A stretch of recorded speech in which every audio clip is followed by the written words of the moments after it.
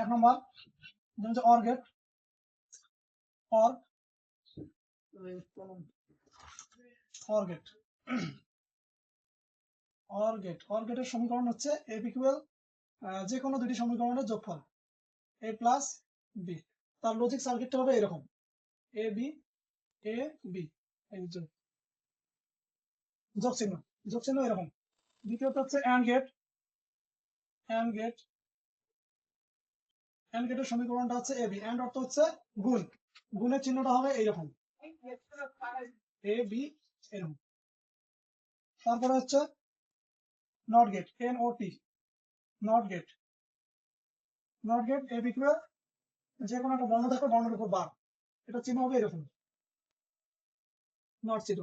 এখানে আছে এ plus B, এটা হচ্ছে এ বি, আর এটা হচ্ছে এ বা এ B equal A B, A B equal A plus B, আর এটা হচ্ছে নট গেট। এছাড়াও আরো 4টি গেট আছে। একটা হচ্ছে যে নর গেট, এন ও আর, নর, নর গেট, নর গেটের সমীকরণ হচ্ছে A B equal A plus B তারপর বা।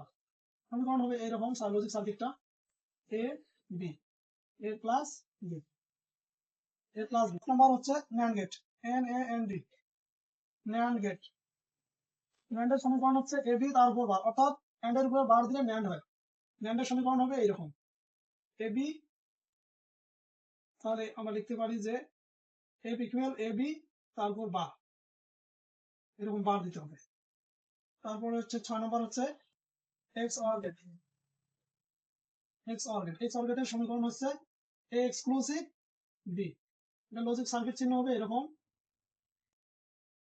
এরকম মাঝখান থেকে কাটা দাগ থাকবে, A equal A exclusive B.